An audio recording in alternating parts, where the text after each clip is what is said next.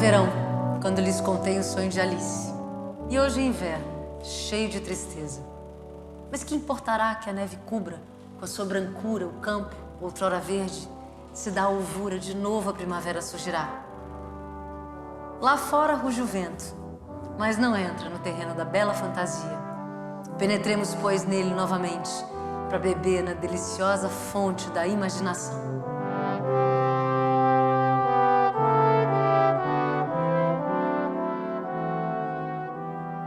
Essa história começou aqui, ó. Alice no País das Maravilhas, Lewis Carroll. Foi quando eu vi a primeira vez o nome dela.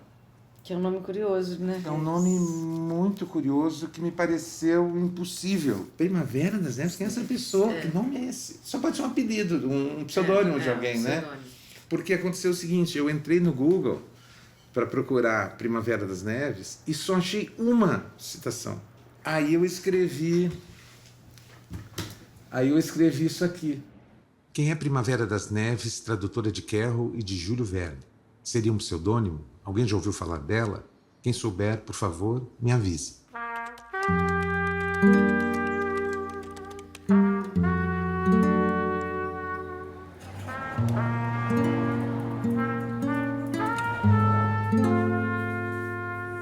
Jorge Furtado.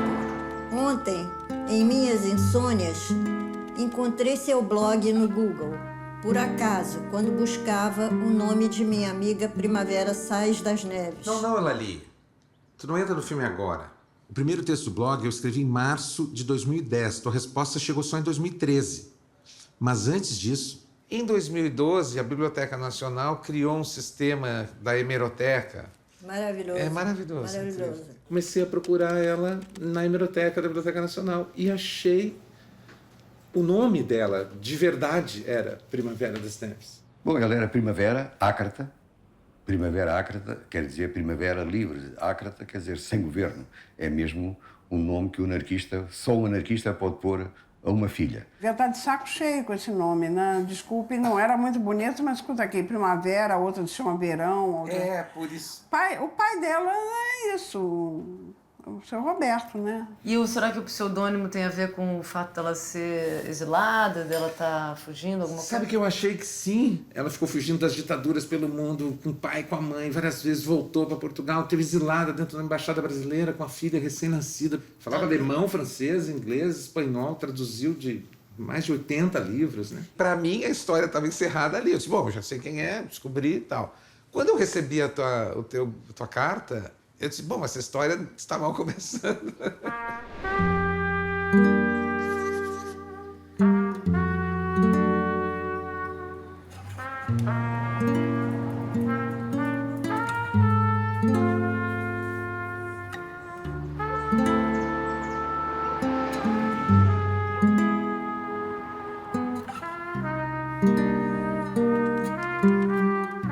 Encontrei seu blog no Google. Por acaso, quando buscava o nome de minha amiga Primavera Sais das Neves, como a conheci no Colégio Franco-Brasileiro, Lycée Français, no Rio. Fomos colegas de classe durante 5 anos e foi um privilégio conhecê-la e considerá-la uma das minhas maiores amigas. Morreu muito cedo e não foi fácil perdê-la.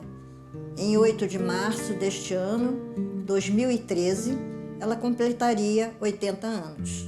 Você não pode imaginar, ou pode, que alegria foi encontrar alguém que a redescobriu. Como Primavera pode ficar esquecida? Fiquei bastante emocionada e não resisti em lhe escrever. Falar de pessoas que nos são queridas faz bem. É como se as tocássemos de novo. É como se estivessem vivas outra vez nesse mundo. Respeitosamente, Eulalie. Que bonito.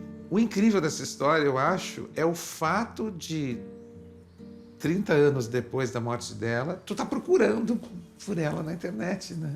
Numa certa noite, sem dormir, eu estava lembrando dela. Aí eu encontrei o blog. E aí vejo, quem é Primavera das Neves? Eu levei um susto, isso de noite. Anos e anos e anos sem eu conversar com ninguém. E aí eu fiquei tão encantada com aquilo, tão tocada, sobretudo quando você fala que gostou do nome dela. Então aquilo me despertou uma presença dela muito grande. Se o futuro existisse, concreto e individualmente, como algo que pudesse ser discernido por uma mente melhor dotada, talvez o passado não fosse tão sedutor. Suas exigências seriam contrabalançadas pelas do futuro. As pessoas poderiam, então, cavalgar a parte central da gangorra, ao considerarem esse ou aquele objeto. Talvez fosse divertido, mas o futuro não tem essa realidade que o passado gravado e o presente sentido possuem. O futuro é apenas uma figura de retórica, um espectro do pensamento.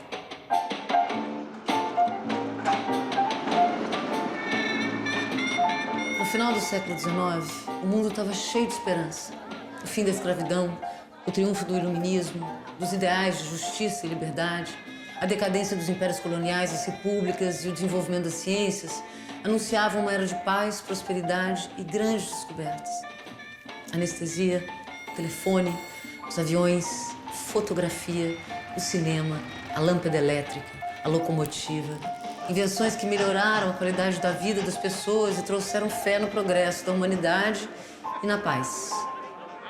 Mas o século XX não cumpriu essa promessa.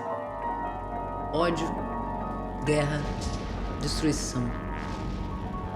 A Primeira Guerra Mundial deixou 15 milhões de mortos.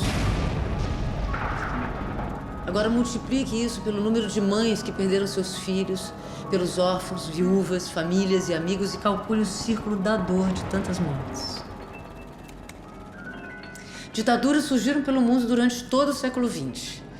Itália, Portugal, Alemanha, Espanha, França, União Soviética, Iugoslávia, Coreia do Norte, Irã, China, Cazaquistão, Albânia, Romênia, Uzbequistão, Bulgária, Cuba, Turcomenistão, Indonésia, Gabão, Filipinas, Camboja, Chile, Iraque, Moçambique, Haiti, Angola, Nicarágua, Uganda, Paraguai, Tunísia, Egito, Colômbia, Líbia e Brasil. As guerras e as ditaduras causam, além dos mortos, ondas de excluídos, perseguidos e exilados. Alguns descobrem novas pátrias e criam raízes, alguns se desesperam, alguns se conformam, se adaptam, alguns resistem. Roberto das Neves, anarquista português, e Maria Jesusa, sufragista espanhola, se conheceram na Espanha durante a República. Antes da Guerra Civil, das batalhas perdidas e da ditadura de Franco, eles se apaixonaram. Foram para Portugal, casaram e tiveram uma filha, a quem deram o nome de Primavera Ácrata Saiz das Neves. Ácrata, sem governo. O nome da menina era um desejo dos pais que lutavam pela liberdade e fugiram para o Brasil. A menina cresceu aqui e escolheu o seu próprio nome, um nome que era inteiro um poema. Primavera das Neves.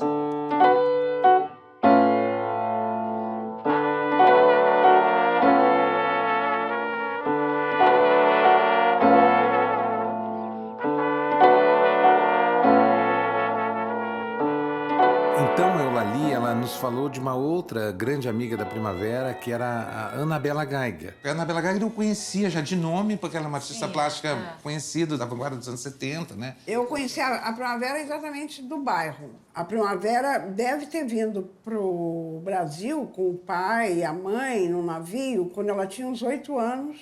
A Primavera eles foram morar no mesmo bairro onde nós morávamos, que é ali entre Glória e Catete. Ali onde tem a estátua do Álvares de Cabral, era um coreto lindo. Então, eu e a Primavera ficávamos subindo naquela beira para ver quem conseguia seguir. Mãe brasileira não levava a criança para o jardim depois da escola, para pegar ar. Isso é coisa da Europa, que tem jardins. Mas é que o bairro era a coisa mais estranha. Naquele bairro, uma maioria de alemães, não interessa se refugiados ou não sei mais o quê, moravam naquele bairro até Santa Teresa. Uma verdadeira família de estrangeiros. Era uma italiana, tinha uma menina que era filha de alemães, uma amiguinha da Primavera, tinha várias pessoas. A Anabela mesmo, né? Anabela. Pois é. E a Dona Maria liderava esse grupo. Ela era o centro. Ela que me educou. Praticamente tudo que eu aprendi independente do que era dentro da minha casa, da ética, enfim, uma ética normal, mas que tinha muito de judaica, eu aprendi estando com a Dona Maria Primavera praticamente o dia todo durante anos, mas não era um dia, porque morava ali, então íamos para lá, vivia uma na casa da outra. Acontece que, por outras coincidências que não é, meu pai me botou no Liceu Franco Brasileiro, no Liceu Français. E Primavera já estava lá desde o primário. Vocês se conheceram como? Foi no pátio do colégio. No dia que eu entrei, aquelas filas cantando o hino nacional e Marselhesa e tal coisa. Primeiro dia de aula. Então eu não me lembro dela nesse dia. Eu estava muito tímida, no colégio novo, não tinha colegas, não tinha amigos. Olha o pátio. O pátio é isso. Aqui eram as salas. Então era uma construção, é uma construção muito francesa de escola. Assim. Tudo bom? Ela ali, ex-aluna. Ah, sim.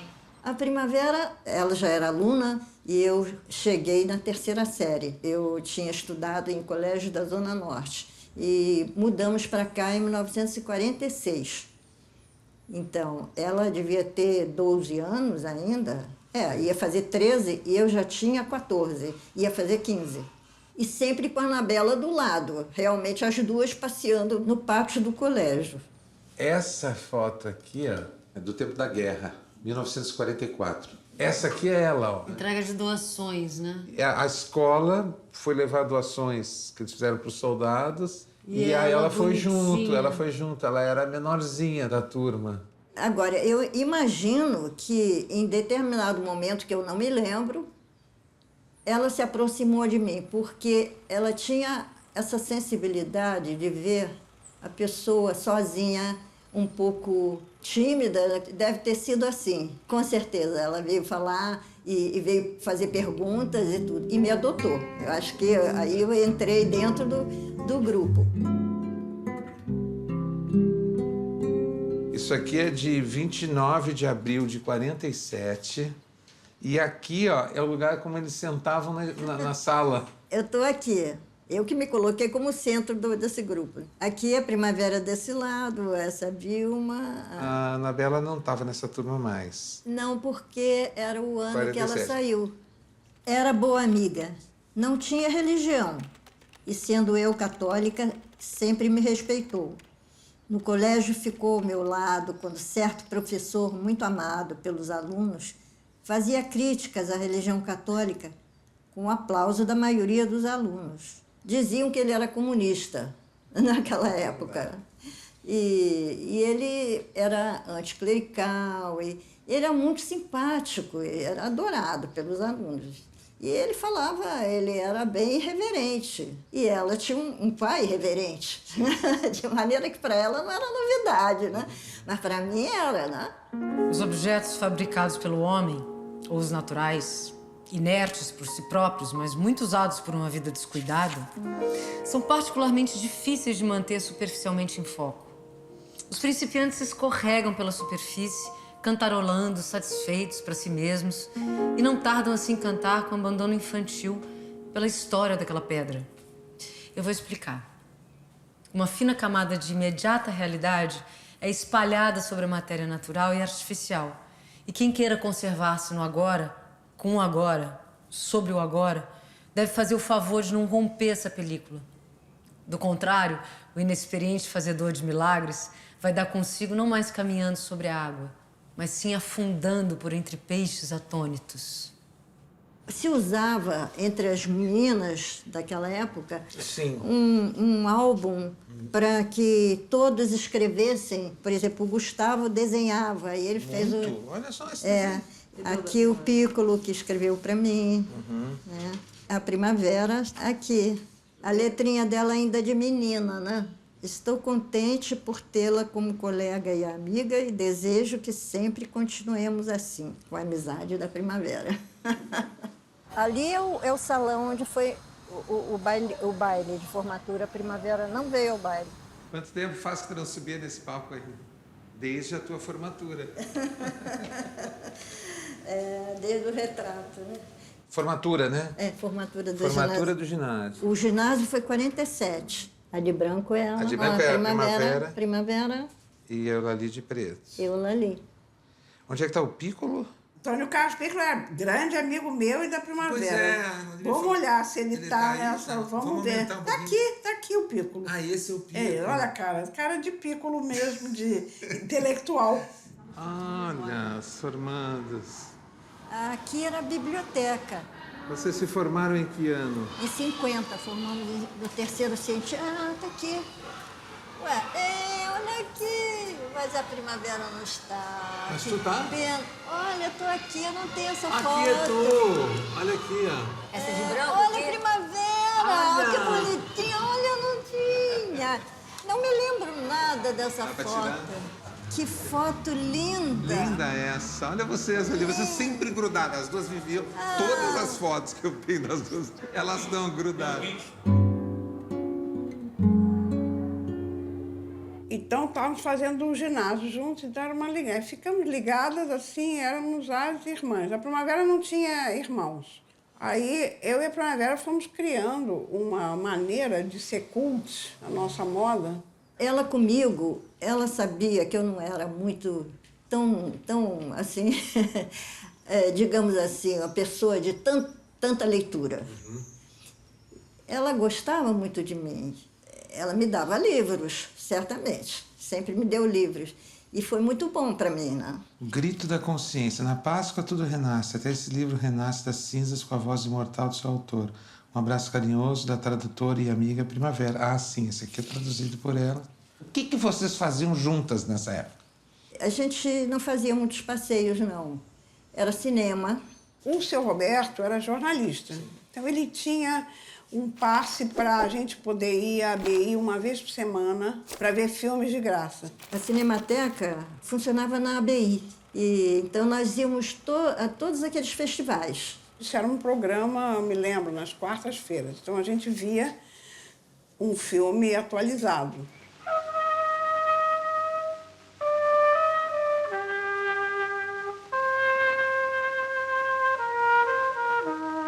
Meu amigo, escrevo ainda sobre os efeitos de La Estrada. Por que será que uma categoria de seres humanos se deixa influenciar tanto pela arte? Torga, Fellini, El Greco, Anthony Quinn, Thomas Mann. E por que será que existem pessoas que têm a inefável felicidade de contar com amigos? Eu passei a gostar muito de música clássica, de uma maneira educada, assim, cultural, por causa da Primavera. Ela passou para mim uma cultura dela, que entrou também, né? Ela era uma pessoa culta desde criança, né? Desde 13 anos 13 anos, 14 anos. a gente ia nesses lugares, e com independência. Isso a minha mãe deixava eu ir, porque não podia sair para lugar nenhum, mas sair com a Primavera, pegar um bonde, íamos para lá. Fizemos a assinatura da Orquestra Sinfônica Brasileira, que eu não sei, quando eu já tinha 14 anos, eu acho, e a Primavera também. Nós íamos a todos os concertos e era muito engraçado, porque, vez por outra, algum professor que fosse da escola, que via a gente lá, me lembro de um comentário de uma professora de canto, que ela era a dona Julieta. Ela era sobrinha do Villa-Lobos. E a Julieta, uma vez, me disse, só vocês é que eu vejo aqui dentro do Teatro Municipal. Nenhum aluno vem assistir música clássica. Eu me lembro que com 14 anos, com 14 anos, ela me falou em Freud e deu uma explicação lá sobre Freud. Eu nunca tinha ouvido falar em Freud, né? Muito engraçado. A respeito da minha irmã, né? Minha irmã tinha vocação religiosa e certamente talvez pudesse ter seguido, não seguiu. E então ela disse... Pode falar? Claro. Ela disse... a vocação religiosa é uma sublimação do amor. Com 14 anos. Porque a nossa convivência de adolescente até os 18 anos, que é quando eu resolvo ir a Nova York, ela é uma convivência diária, sempre lendo coisas, comentando. Tudo era iniciativa realmente da Dona Maria, que fazia da Primavera uma figura intelectualmente muito bem preparada. A gente via quem era ela, mas ela não dava aulas, por exemplo. Ela não doutorava. Certo, Ela não, certo. não. Logo depois eu entro na faculdade com a Primavera, esse convívio era enorme. Qual faculdade? A Nacional de Filosofia. Ela ficava no prédio que era a ex-embaixada italiana. Os professores que eu tive, a Primavera teve, eram nomes que a pessoa não acreditava. Por exemplo, o Tristão de Ataíde, né, o Alceu Amoroso, Sim, deu aula. deu aula, passava o ano inteiro dando Machado de Assis. Se você não saísse sabendo aquilo, não passava. Tinha de fazer provas e provas. O outro professor era não o tempo todo, era o Manuel Bandeira. Ela me deu poesias em aniversário. Não deixava escapar um Natal, uma coisa assim para escrever. Tem um livrinho aí que a Primavera oferece à minha mãe e diz assim: para Dona Iracema, o nosso vício. Para a querida Dona Iracema, o nosso vício. Com um beijo especial de aniversário da Primavera. Rio, novembro de 76. Que livro é? Luiz de Camões, Líricas. Então a gente tinha a nossa briga, eu, Beethoven, ela, Wagner.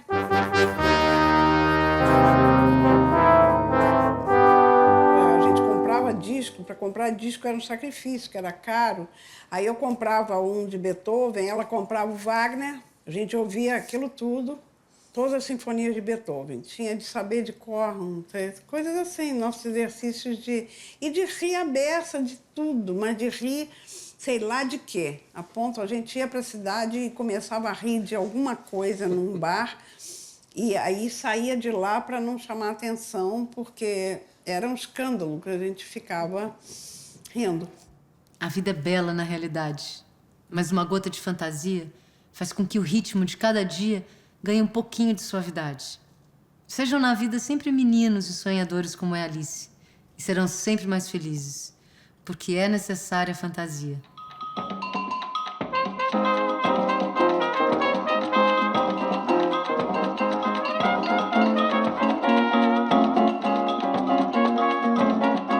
Ela tinha muito bom gosto para se vestir, mas muito, digamos assim, ao estilo dela, né? Adorava moda como eu. A gente desenhava sapatos, a gente desenhava tudo, não tinha onde publicar. Inventávamos sapatos. Eu tenho páginas inteiras de sandálias que agora é que se faz. Eu e Primavera fazíamos. Era muito comum Primavera colocar uma flor na roupa, uma violeta, por exemplo. Violetas, ela adorava violetas. Também chamávamos a atenção porque andavam vestidas como se fossem duas modelitas, tá entendendo? Assim, as duas bonitinhas, né? Quando a gente ia à cultura inglesa, claro que não ia fora dos trinques, mas o sapato combinava com aquela bolsa, entendendo? A bolsa tinha de ser de couro, costurada, não sei o que lá. E houve ainda momentos que eu e a Primavera íamos de chapéu e de luva, no municipal. E saía e fazia um pouco de charme, fazia um charme. Não arranjávamos namorado, mas não por falta de interesse. Era uma proteção. Encontrávamos jovens e tudo. Mas eu acho que para a gente se preservar, a gente vivia caçoando dos rapazes. Meu amigo, a amizade não é uma forma sublime, tranquilizada, altruísta, maravilhosa do amor? Mesmo que só de 6 em 6 meses e de carta em carta? Por outro lado, o amor como é difícil, egoísta, exigente, enganador. No sofrimento, o nosso egoísmo lembra-se dos amigos. Ao menos já aprendi a perder o orgulho. E a amizade atua como um calmante, um vento fresco, um apoio. Responda-me. Conte-me os seus sonhos, os seus planos, as suas desilusões, na medida do orgulho. Há sempre muito que a gente, até a si mesma, esconde. Um abraço, Vera. Porque foi o seguinte, ela foi a Portugal e encontrou o Manuel Pedroso, que era meio primo. A minha família, da parte da minha mãe, era parente do pai da Vera. Mas nós não nos conhecíamos, porque ela tinha ido com os pais para o Brasil com 9 ou 10 anos, pequena. O amor põe uma venda na gente e diz: uhul. É primavera e a gente entra no bosque atrás do amor. Uhul. Sem cuidar dos lobos, sem cuidar de nada. Mas, ó, a trompa de caça, os cães que latem. A gente arranca a venda e não vê o amor. Só vê os cães, só vê o caçador.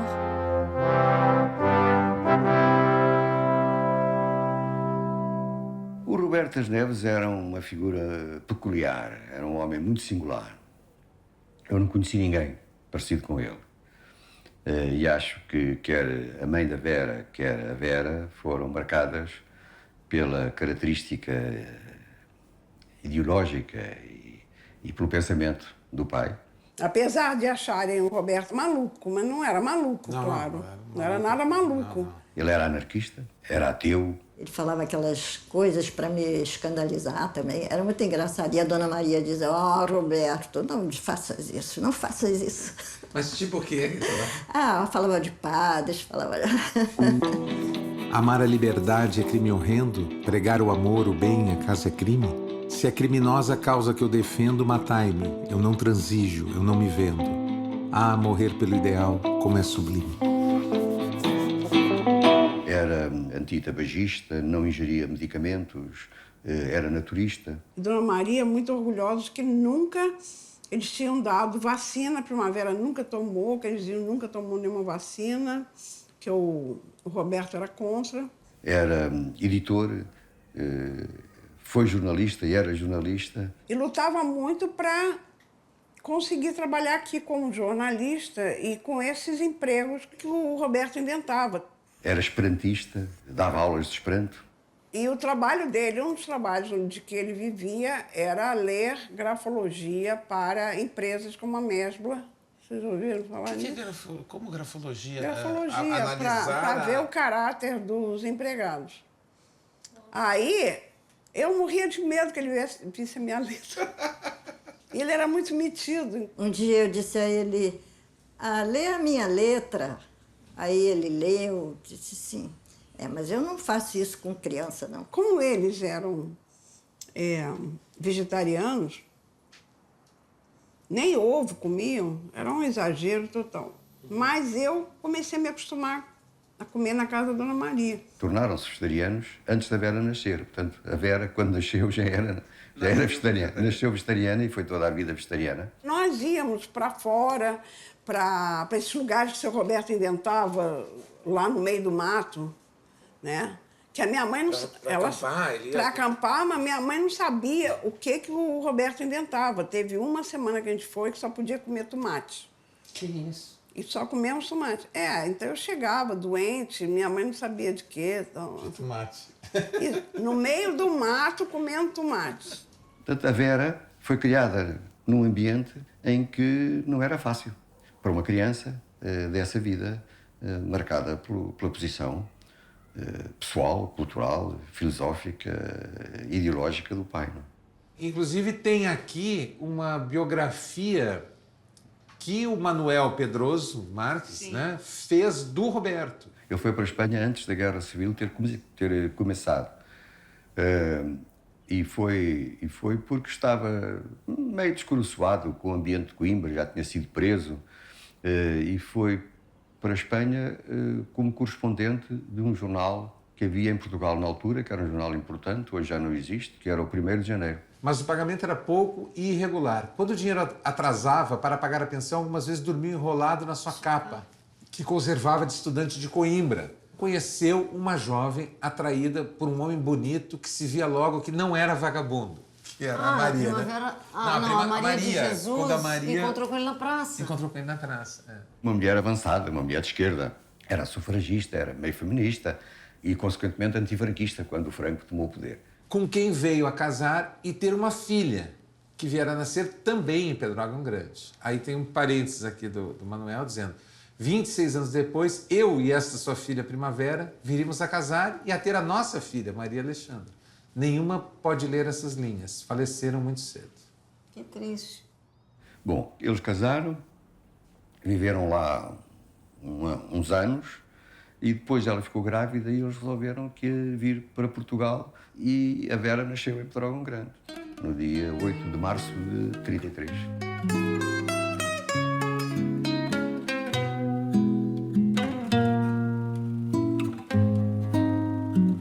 Durante a Guerra Civil de Espanha, quando as forças republicanas já se encontravam em desvantagem, começaram a aparecer em Portugal muitos refugiados espanhóis, clandestinos. Num acordo entre Franco e Salazar, esses refugiados eram presos em Portugal e enviados de volta para a Espanha. Nesse período, Maria Jesus andava, acompanhada de uma das suas amigas pelas ruas de Lisboa, a falar espanhol ostensivamente alto, para que algum refugiado se aproximasse a pedir auxílio. Assim, conseguiu esconder em casa dezenas de pessoas, até que elas conseguissem obter o passaporte e se transferir para o México. Até que a situação em Portugal ficou insustentável e eles tiveram que vir embora. Roberto Neves foi com a mulher para o Brasil no princípio dos anos 40. E a Vera tinha, portanto, 7, 8 anos, ou coisa assim, e viveu lá até nos casarmos. Ela ficou um tempo no Brasil, se criou aqui, ficou adulta aqui e voltou a Portugal para trabalhar. Ela virou uma jornalista, gostava muito de cinema, trabalhava numa revista de cinema, foi para lá para cobrir o Festival de San Sebastián e passou pela cidade dela, que é Pedrógão Grande, uma cidadezinha no interior de Portugal. Eu acho até que ela ia voltar, porque eu tenho um cartãozinho que ela diz até breve. E no seguinte, ela já fala no noivado. A Vera já não foi para o Brasil, nós apaixonámos-nos, ela mandou a reportagem por avião para o Brasil e nós casámos 3 ou 4 meses depois.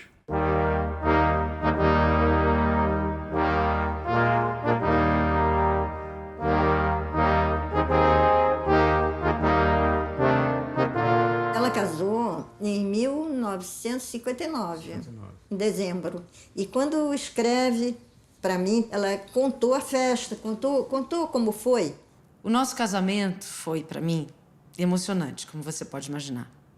Se houve ridículo no grande lanche, não vi. O meu espírito crítico estava embotado pela felicidade. A Vera tinha uma dupla nacionalidade e uma dupla relação com a nacionalidade. Quando ela estava no Brasil, sentia-se portuguesa. Quando veio para Portugal, passou a sentir-se um pouco brasileira. Tenho visto muitas revistas brasileiras que aqui chegam com muito atraso e são caríssimas. 10 escudos, que é igual a 60 cruzeiros, imagina.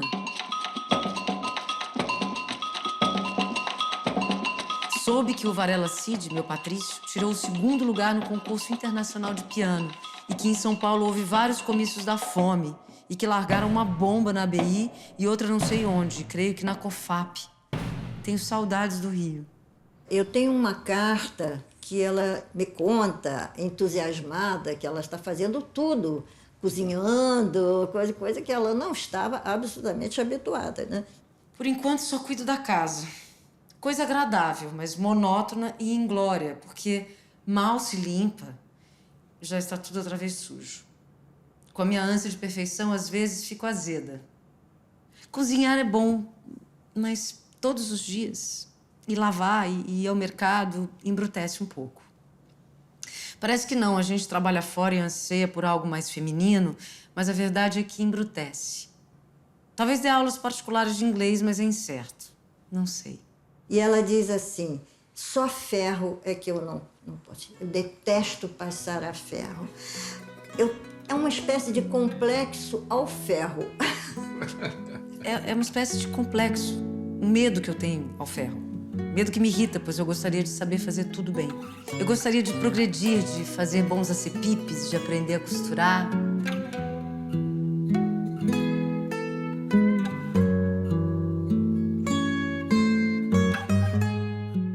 Ela dizia que as pessoas em Portugal eram muito fechadas.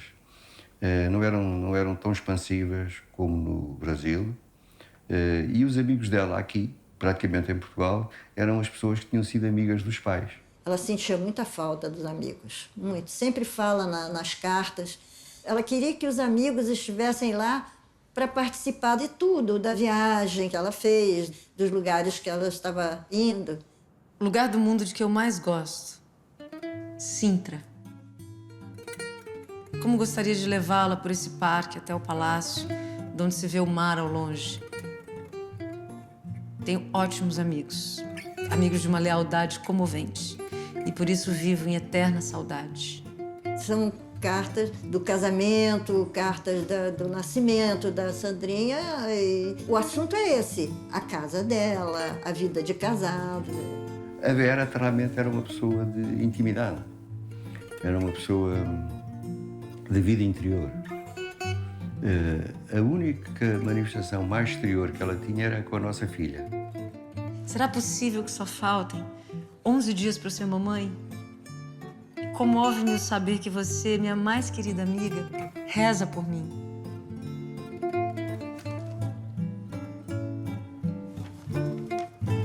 Essa cartinha aqui, ela diz tão bonito aqui. Lali, sinto que só se eu fosse poeta. Eu sinto que só se eu fosse poeta, eu poderia dar-lhe uma ideia da nossa filha e do que ela representa para nós. É uma coisa tão profunda, tão íntima, tão maravilhosa, que não consigo expressá-la. Ela olha-me nos olhos com um olhar divino, como se entre nós houvesse um elo misterioso. Infelizmente, a gente cresce e tantas vezes se sente incompreendida pelos pais e não os compreende. Como William Blake, poeta inglês, eu acho que nascemos anjos e que aos poucos vamos caindo. As almas dilastradas pela dúvida e o negativismo do século, procuramos restituir o conforto das grandes certezas. Não discutimos Deus e a virtude. Não discutimos a pátria e a sua história. Não discutimos a autoridade e o seu prestígio. A PIDE, a Polícia Política de Salazar, chamava Polícia Internacional de Defesa do Estado para dar ideia de que defendia o Estado das ameaças internacionais. Mas, no fundo, só perseguia era quem estava cá dentro. Enfim, do internacional não tinha nada. Eu nasci em Lisboa e tinha amigos ligados à política, que tinham sido presos, e tinha amigos e tinha leituras e, portanto, a minha posição era anti-salazarista e anti-ditadura. Principalmente depois da candidatura do general Humberto Delgado, em 1958. Houve vários movimentos e várias reações civis e militares de hostilidade e que criavam dificuldades ao regime, principalmente no ano de 1961. Naquele ano houve uma agitação que levou alguns militares e civis a participarem numa tentativa revolucionária que foi conhecida pelo golpe de Beja, ou pelo movimento de Beja.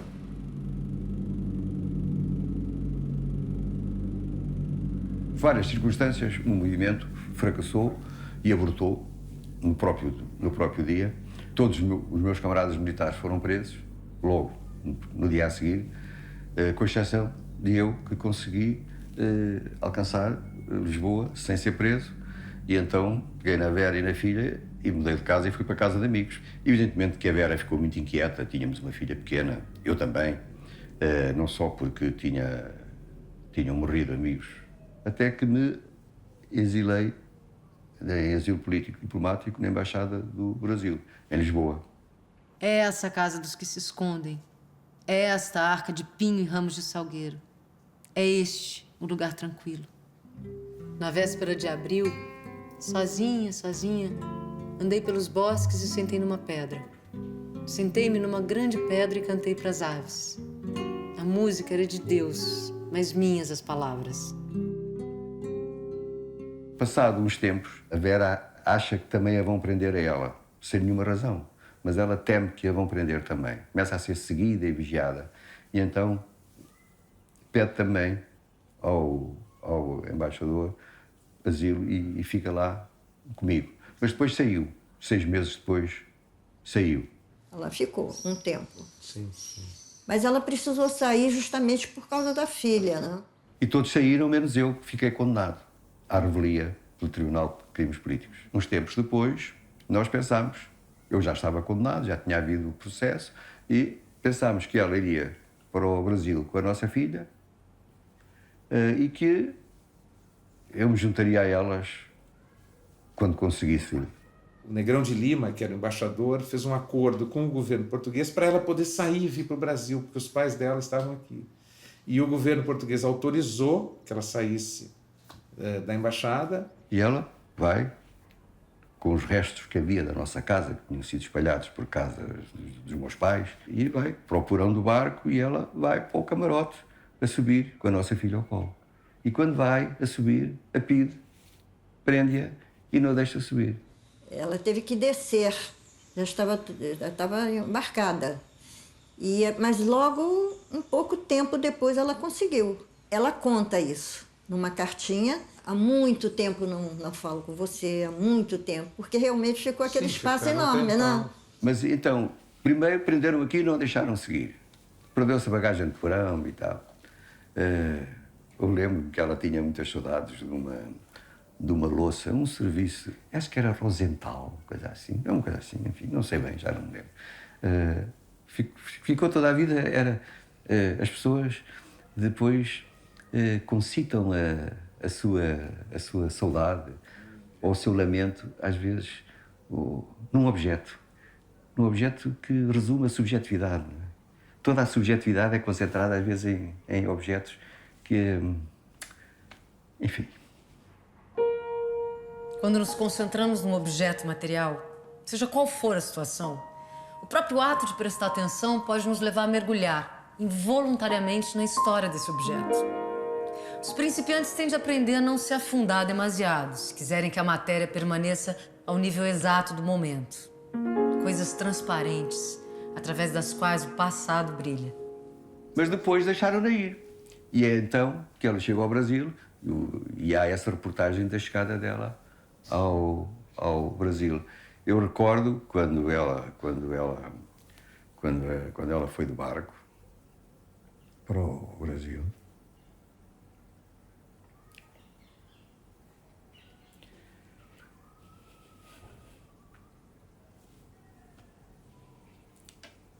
Bom, ia com a nossa filha. E quando o barco saiu do Tejo,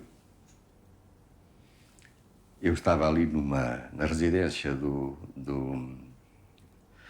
que a embaixada tinha alugado para os exilados. Já não estavam lá todos, mas estavam lá ainda alguns.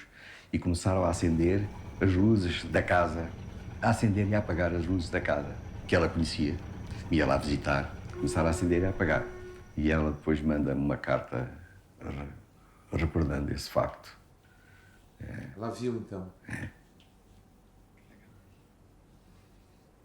Bom, eu estava desfeito nessa altura. O sonho era muito triste, muito emocionante. Despedíamos-nos, vinham buscá-la, o barco ia embora.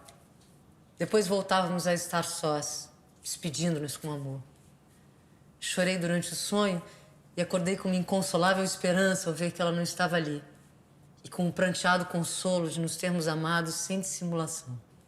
Quando ela chegou no Brasil, tinha uns repórteres esperando e tal, no porto, né? Ela veio de navio, e aí ela não deu declarações. Ela não quis falar sobre o que, porque também tinha uma preocupação com o marido que estava lá dentro e com negociações entre o governo português e o governo brasileiro que ela não queria prejudicar, falando, governo esse, sei lá. Porque também o Roberto Neves dinamizava a imprensa no Brasil a falar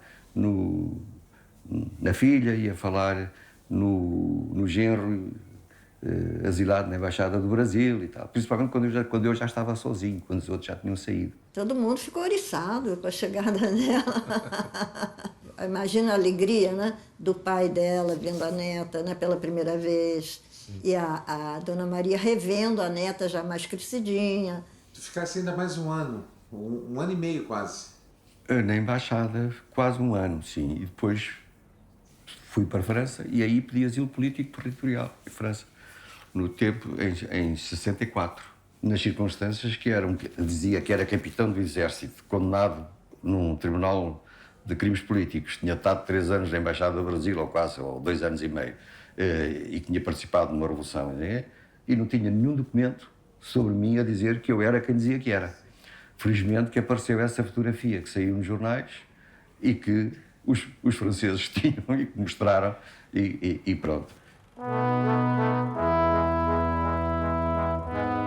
fácil descrever a alegria que experimentei ao ver-me são e salvo naquele navio, depois de uma situação tão triste e desesperada. Fizemos uma ótima viagem e, ao cabo de 20 dias, fundeamos na Baía de Todos os Santos.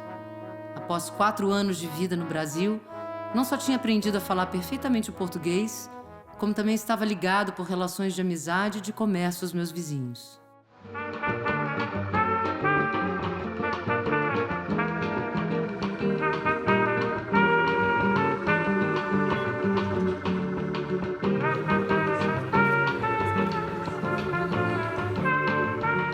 Veio para cá. Nessa época, eu já tinha os filhos, né? E a gente se encontrava muito e a Primavera tinha muita relação com publicações de revistas. Estava procurando trabalho e querendo muito que o Manuel viesse, né?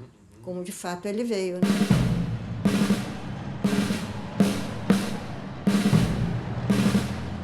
Eu, quando cheguei ao Brasil, foi em 65, já na ditadura. Senti no Brasil um primeiro choque, que não foi muito simpático. Mas depois eu tive sorte em arranjar trabalho na editora Delta Larousse. E a Vera também trabalhava lá na tradução do acervo original da Delta Larousse, onde eu fui também redator, que foi uma enciclopédia dirigida pelo António Weiss e pelo meu inesquecível amigo Otto Maria Carpo. Porque ela trabalhava muito, né? Isso já no tempo que morava no Leme, né? E então, de vez em quando, ela ia espairecer. Quando eu ia na biblioteca me visitar, porque eu trabalhava em biblioteca, ela ia me visitar e não me encontrava. Passei por aqui para descansar entre livros. Era uma mãe extremosíssima e uma atenção. Todos os dias ia passear a filha. Eu ia levá-lo ao colégio de manhã, porque a pasta de livros era pesada. Eu ia de manhã, levava ao colégio, ao Chapeuzinho Vermelho, que era em Ipanema. Depois ia de calção, não é? Depois vinha pela praia, ou dava um mergulho, ou não sei o quê, vinha à casa, tomava banho e ia trabalhar. E ela era o fim do dia.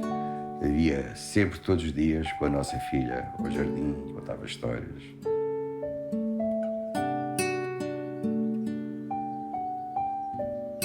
A minha filha dorme. Seus olhos borboleta, enfim, pousaram na flor maravilhosa do seu sono. E ela, por umas horas, não é minha. Mãe, o pai do céu usa franjinha? Se ela não sabe, se não se lembra já, como hei de eu saber? Como hei de me lembrar? A Vera, ela tinha uma relação com a mãe, e a mãe escrevia um diário, que ela lia o diário que a mãe fazia.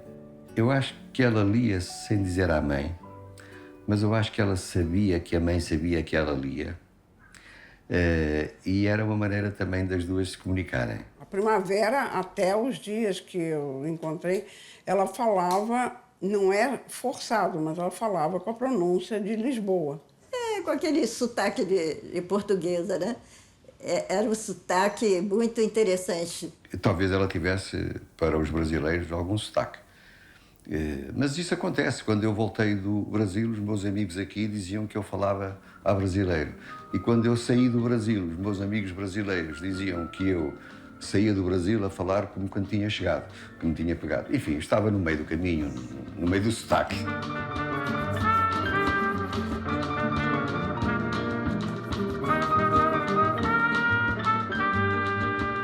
Encontrei no outro dia, ô Jorge, uma coisa muito interessante. Eu não tinha lido, eu não me lembrava. Então eu gostei muito de encontrar alguma coisa que era quase nova para mim.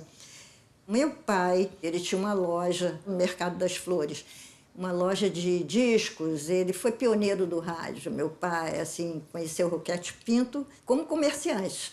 Então ele colaborava muito com o Roquete Pinto, com discos para aqueles programas que fazia no início do rádio. E meu pai, ele teve uma trombose e ficou paralítico 8 anos. E a Primavera vinha visitá-lo. Ela gostava muito dele, tinha conhecido ele, mas com saúde. Em 72, ela fez uma viagem, eu nem me lembrava, ao Uruguai, com o marido, com o Manuel, né? E então ela conta, seu Jorge, no outro dia estive aqui no seu aniversário e o senhor perguntou o que eu achei do Uruguai. Mas aí a conversa se dispersou, tá? Então eu estou mandando para o senhor as minhas impressões. Por escrito, 2 laudas assim. Atravessamos a fronteira Brasil-Uruguai no Chuí. Devia ser meia-noite ou mais, e é sempre emocionante entrar num país a essa hora morta. Acordamos atravessando uma ponte. Na fronteira propriamente dita, um gato preto, solitário e soberano, cruzava a raia sem precisar passaporte, à vontade. Parou no meio da rua divisória para lamber uma pata. Um libelo da natureza contra a burocracia. Quando a Lali foi a Lisboa, a Primavera fez um roteiro das coisas que ela devia visitar. Fala das luvas. Querida Lali, gostaria de ter alguma coisa europeia para você levar na viagem. Já não tenho, a não ser luvas. Você gostaria de um par, vermelhas ou brancas? Por isso, para não deixar de contribuir nessa sua invejável excursão pela Europa, aqui vai um roteiro de Lisboa, com toda a saudade e o amor que tenho por aquela cidade e mais o desejo de que você fique a gostar também dela.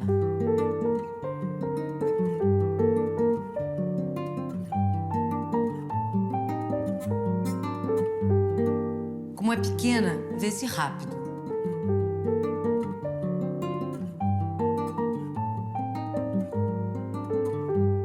Lisboa Antiga.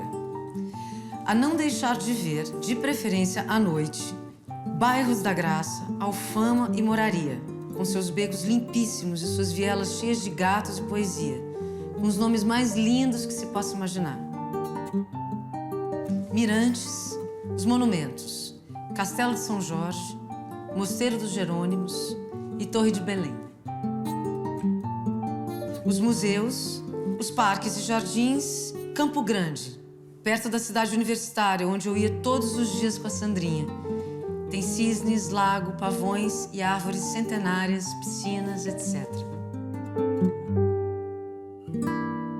Bom, eu tô chamando ela de Primavera porque eu comecei esse filme a partir do nome dela, que eu achei muito bonito, mas todo mundo chamava ela de Vera, na verdade. Né? Bom, ela, Primavera Ácrata, que era o verdadeiro nome, esse é que ela não queria. A lista de chamada era Primavera, chamavam Primavera. Espanhol, com Z, Sais das Neves. Primavera Sais das Neves, quer dizer, é poético. Mas ela não se importava da poesia. E a gente brincava.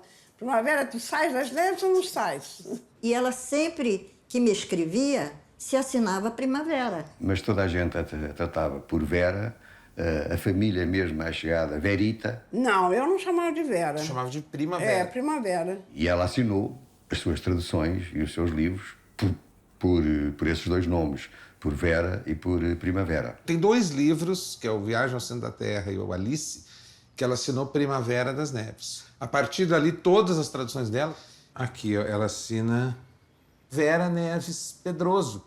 Eu sempre a chamei de Primavera. Vamos, vem comigo. Vou levar-te a países longínquos, onde a primavera é eterna e as flores sorriem todos os dias ao sol. A tradução é uma reescrita, né? Porque primeiro que você tem o original da obra, que não é aquilo que você está lendo. Mas quando você se depara com, né, sei lá, o poema da Dixon, aí você lê o original, você lê a tradução e vê que ali tem um caminho que foi percorrido. Uhum. Esse caminho pode ser percorrido de muitas outras maneiras, sendo o mais fiel possível. Mas como é que você avalia o trabalho de uma tradução, né? Tem uma coisa do tradutor que é um pouco dessa personalidade dela, me parece, que é o seguinte, é alguém que é um autor, mas não aparece. O tradutor, ele é quase que um autor secreto de um livro, né? Eu vi esses dias o Alberto Manguel falando disso. Ele diz o seguinte, as pessoas dizem assim, eu li Dostoiévski, eu li Kafka, eu li Proust. Não, tu lesse os tradutores do Dostoiévski, tu lesse o tradutor do Kafka, tu não lesse alemão, nem russo, nem francês. Então a gente leu os tradutores a vida inteira e a gente nem sabe. A Primavera, ela realmente ela tinha essa coisa de não se... Como é que se diz? Não se promover. Tinha assim. Era o contrário da vaidade. Agora, tinha uma grande confiança em si própria e tinha um grande orgulho na sua capacidade. Ela sabia o que valia, sabia que sabia muito mais línguas do que o comum das pessoas. Isso devia-lhe dar uma sensação de capacidade e de confiança que fazia com que ela se comportasse a contrário, como se não tivesse nada disso. Mas onde ela aparecia era tão marcante, tão presente. Ela chegava e as pessoas notavam a presença dela. Ela tinha um tipo físico ou alguma coisa, parece que as pessoas têm para além do físico, que fazia com que ela chegasse e as pessoas, sem ela dizer nada, as pessoas reparavam nela. Talvez esse também fosse um dos motivos pelos quais eu me dei conta dela. Se a fama me quisesse, eu não lhe poderia escapar. Senão, passaria dias sem fim caçando-a. E o meu cão, então, perderia a confiança em mim. Prefiro continuar entre os descalços. E ela falava espanhol porque era a língua da mãe, né? Falava muito bem o espanhol, né? No segundo ano ginasial, mas tínhamos inglês.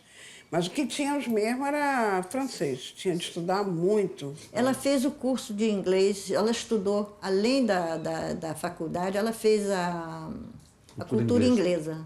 Primavera foi se inscrever, pedi para minha mãe, fomos. Lá fomos as duas aprender inglês de Cambridge. O inglês era uma língua onde ela sentia a poesia mais realizada. Então, a tendência dela era para escrever, mas a sobrevivência era em tradução. Eu próprio não sabia que ela tinha traduzido muitos livros, dezenas, porque ela praticamente foi o que ela fez na vida, foi tradutora, e ela era exímia, traduzia do inglês, do francês, do espanhol, e do italiano também. O alemão traduziu menos, mas ela tinha estudado alemão. Aliás, a tese dela mesmo era sobre a literatura medieval alemã, sobre a importância das lendas, dos Nibelungs e dos gnomes, daquelas coisas todas que povoam a cultura medieval alemã e que estão muito na origem da música de Wagner, que era realmente a grande paixão musical dela, era o Wagner.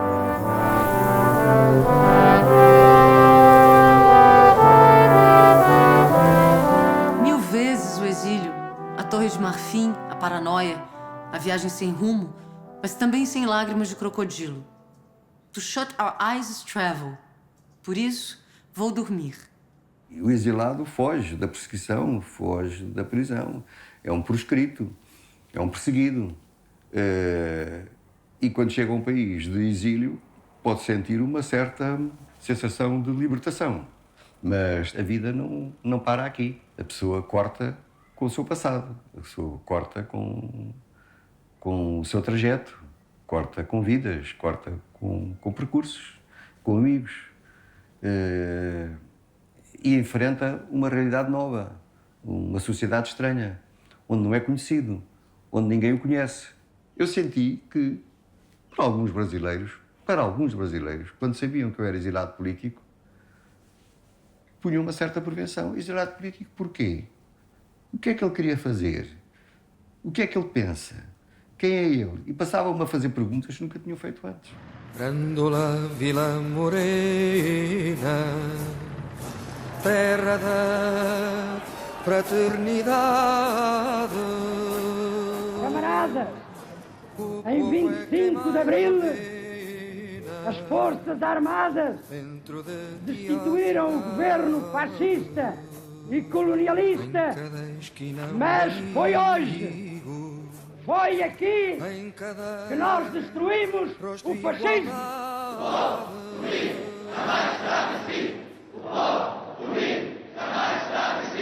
Quando teve a Revolução dos Cravos, caiu o governo de Salazar, o Manuel voltou, né, para Portugal, voltou. E ela não. E ela não, ela ficou aqui. Pois eu e a Vera conversámos e ela não encarou de maneira nenhuma a hipótese de vir para Portugal.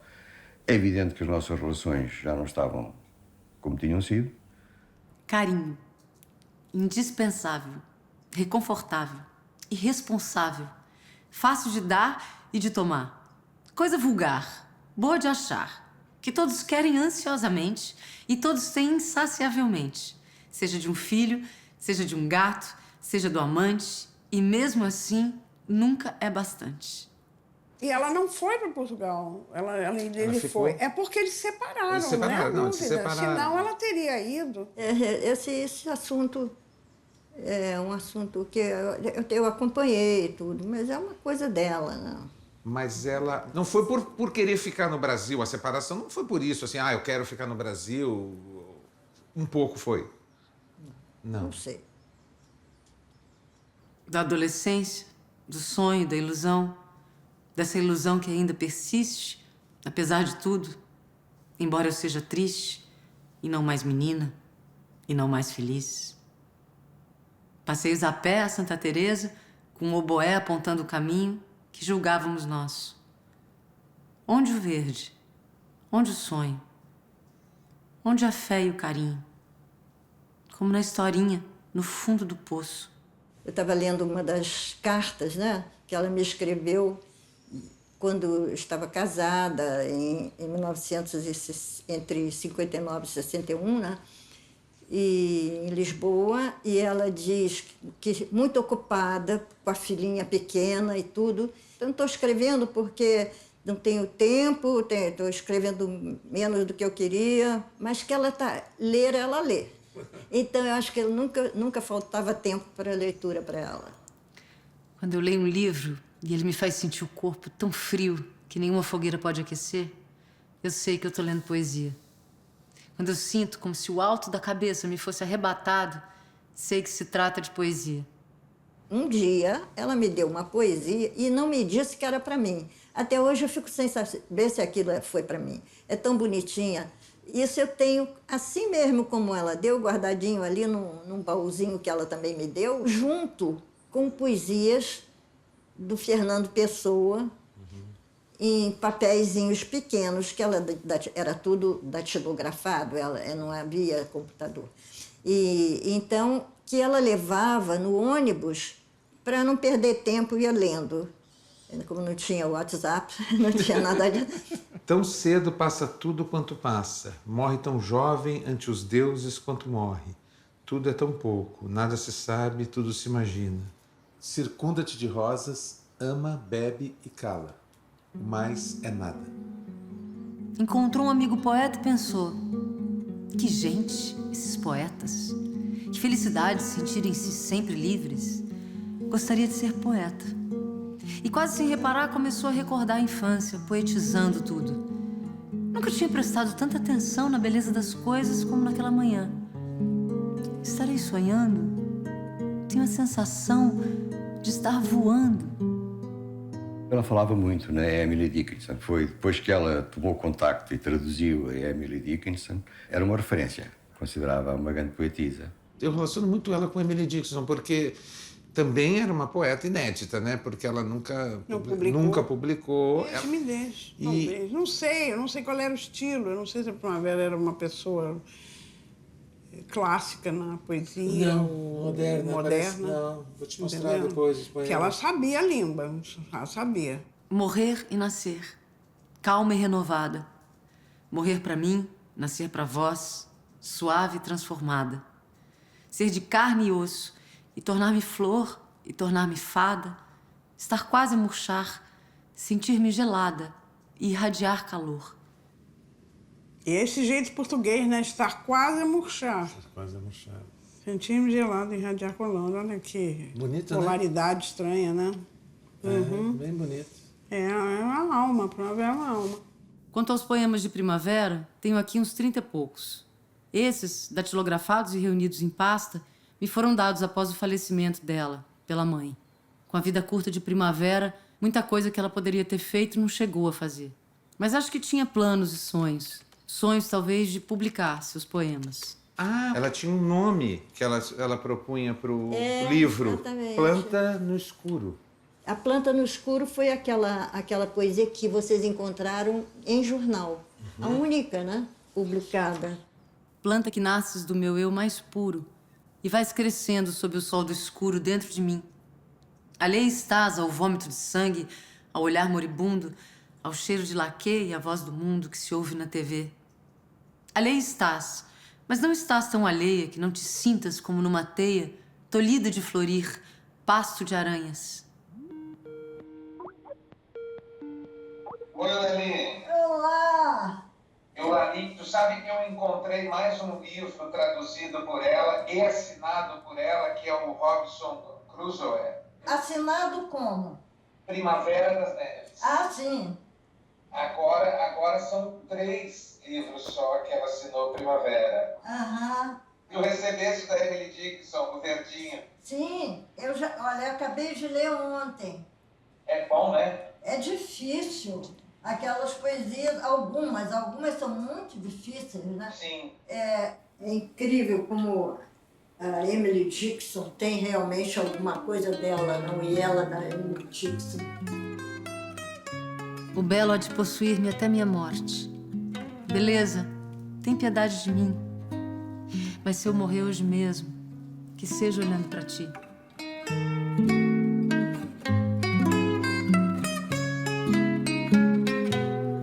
Eu telefonei para ela e eu fiquei sabendo pelo telefone, até a voz dela disse, eu estou assim, assim, assim. Ela ouvia até a palavra que ela disse, isso aqui é o que ela, o sintoma dela e tal. Ela não se cuidou, porque ela achava, não é que era super-herói, mas ela achava que nunca ficaria doente, falando sério. Como ninguém acha, como eu também não acho, mas ela deve ter tido sinais da doença dela que ela não quis tomar conhecimento. Não quis tomar, ela continuou, não é exagero, ela continuou sentada naquela cadeira traduzindo, não sei mais o quê. Foi surpreendente, assim, né? Claro que as doenças não aparecem tão rápidas assim, né? Mas para nós, para os amigos e para a família e talvez para ela mesma, foi muito assim, né?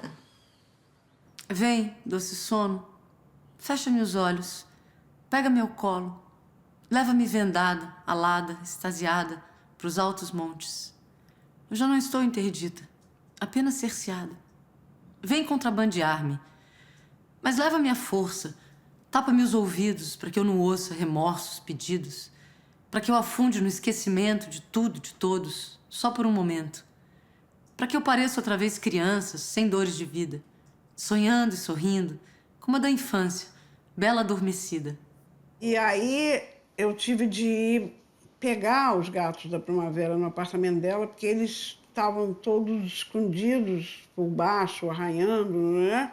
Tinha de ir pegar para levar para algum lugar, não sei mais o quê. Coisas assim que não é que, puxa, Anabela, que bobagem. Não é bobagem, porque eram os gatos. Mas nessa noite eu sonhei com a Primavera voando, com véus verdes. Foi o dia que ela morreu, né? Mas eu não tenho nenhuma dessas sensibilidades, posso ser até como artista, né? Porque o véu verde, né? Porque verde era a cor que a Primavera amava mesmo, né? E eu vendo ela ir para os céus, que eu nem acredito que vai para o céu, nem para a terra. Quem és tu? Diz o retrato à minha frente. Sou eu, a tua, a que morreu no dia em que nasceu para ti. Mas tu estás viva, tu estás diferente. Sorri e outra vez morri.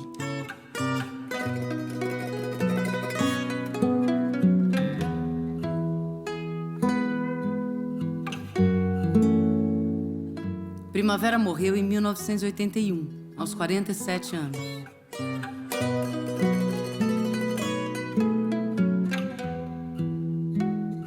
Seu pai, Roberto, morreu alguns meses depois, aos 74. A mãe, Maria Jesusa, viveu até os 82 anos e morreu em 1992, também no Rio de Janeiro. Já a filha de Primavera, Maria Alexandra, a Sandrinha, também se formou em letras, voltou a Portugal e faleceu em 2005, aos 44 anos, de uma doença muito parecida com a da mãe. Queria dizer que foi um grande prazer poder falar com você dela, porque você está interessado em saber quem é ela. É uma coisa muito, para mim, muito bonita, muito agradável. Eu fiquei fascinada com essa possibilidade, mas com muito medo, né? Sinceramente. Eu tive assim porque Primavera era uma pessoa muito discreta.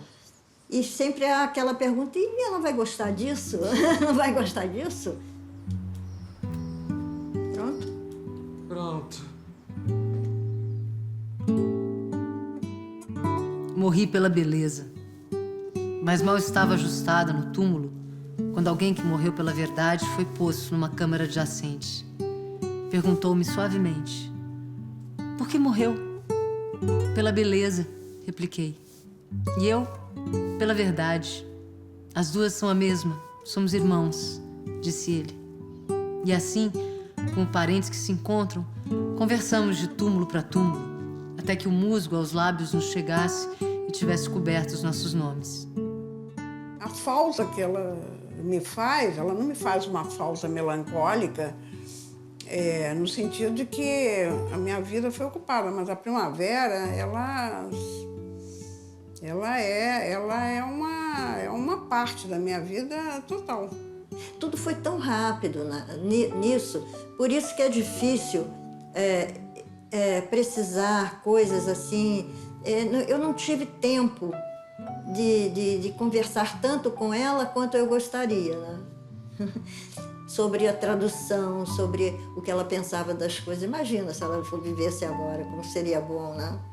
Como estaria aqui fazendo outras coisas, com certeza, né? Com seus 80 e poucos anos. Eu